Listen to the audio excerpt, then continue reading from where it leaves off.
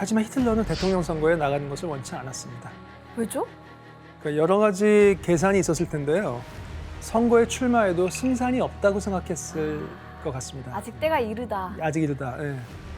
하지만 괴벨스 입장에서는 대통령 선거에 출마하는 것 자체가 히틀러의 정치적 입지를 다지고 대중의 지지를 강화할 수 있다고 판단한 거죠. 인지도를 늘릴 수 있잖아요. 그렇죠, 그러네요. 그렇죠.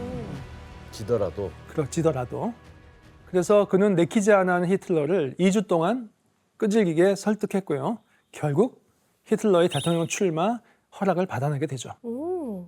그러면 그 대통령 선거에 나간 히틀러의 경쟁 상대가 있을 네네, 거 아니에요? 그렇죠. 누구였어요? 어떤 사람? 히틀러의 상대는 파울 폰 힌덴부르크라고 하는 장군이었죠.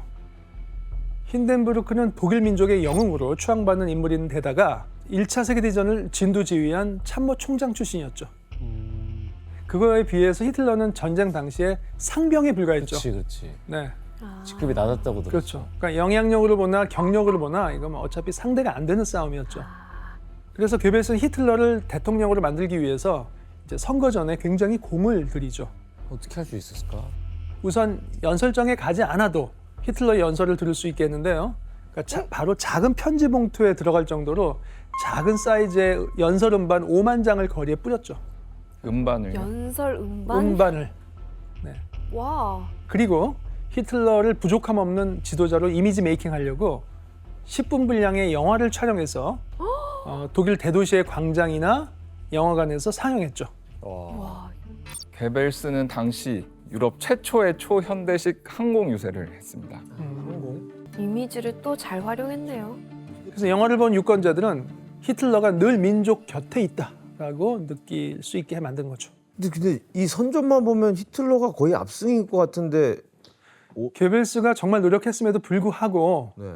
히틀러는 대통령 선거에서 낙선했습니다. 상대가 독일의 영웅이었으니까. 그렇죠. 그러니까 사실 뭐 이길 수는 없는 선거였죠.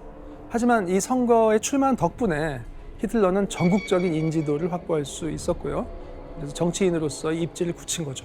그리고 그 결과 대통령 선거 4개월 후에 열린 국회의원 뽑는 총선거에서 나치당이 드디어 제1당으로 올라서게 되는 거죠. 네. 괴벨스의 판단이 맞았네요. 그렇죠, 그렇죠. 제1당이 된 나치당은 총리직을 요구했어요. 결국 1933년, 그러니까 이듬해 1월 힌덴부르크 대통령은 히틀러를 총리로 임명합니다. 와, 저 총리가 되는구나. 실수야. 야, 괴벨스 플랜이야. 그렇죠. 맞아, 그렇죠. 맞아. 그리고 이때 히틀러와 나치당은 독일 내 권력을 완전히 손에 쥐고 독재 체제를 구축할 수 있는 다시 없는 기회를 잡게 됩니다. 발단이 된 건 1933년 2월 27일 밤에 발생한 베를린 국회의사당 화재 사건이었죠.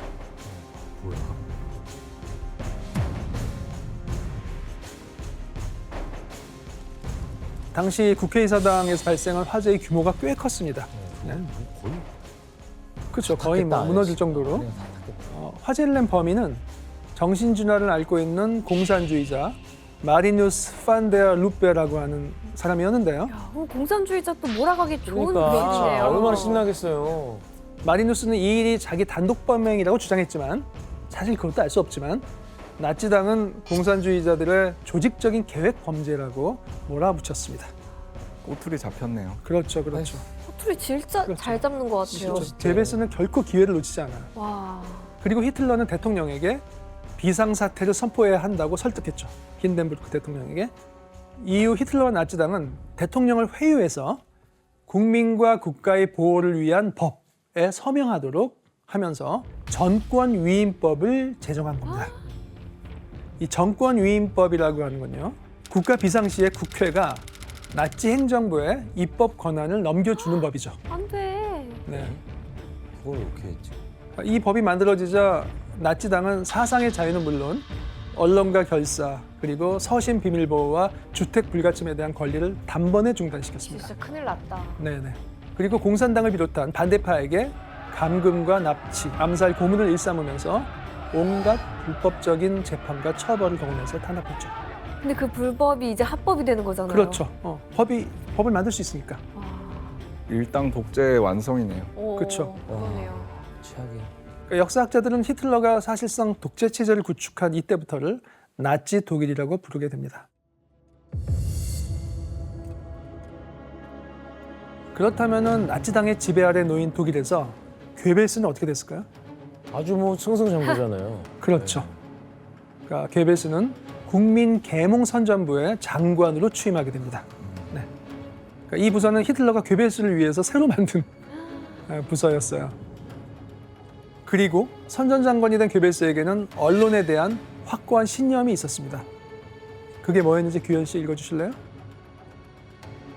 언론은 정부의 손 안에 있는 피아노가 되어 정부가 연주해야 한다. 와 소름 끼친다. 진짜 최악이다. 진짜 우리가 생각하는 언론의 역할 정반대. 정반대죠. 그죠? 소름 네. 끼친다. 네. 와 이런 사람이 있다. 그리고 이때 나치당에게 반대하는 모든 언론은 그냥 폐간시켜버리고 매일 정오에 언론사 회의를 소집해서 보도 지침을 하달했죠. 뿐만 아니라 나치 독일의 문화를 뿌리부터 정화하고 문화와 예술을 이용해서 히틀러에 대한 사상을 주입하기 위한 작업에 착수하죠. 어떡해. Das Zeitalter eines überspitzten jüdischen Intellektualismus ist nun zu Ende. Und der kommende deutsche Mensch wird nicht nur ein Mensch des Buches, sondern auch ein Mensch des Charakters sein. Und deshalb tu dir gut daran, diese mitternächtige Stunde den Ungeist der Vergangenheit den Flammen anzuvertrauen. 나치는 베를린 중앙광장에 반나치 서적들을 쌓아놓고 이제 불을 질렀죠. 아유 책들 태워. 뭐야? 그리고 나치 제복을 입은 청년들이 하일 히틀러라고 하겠죠. 에이.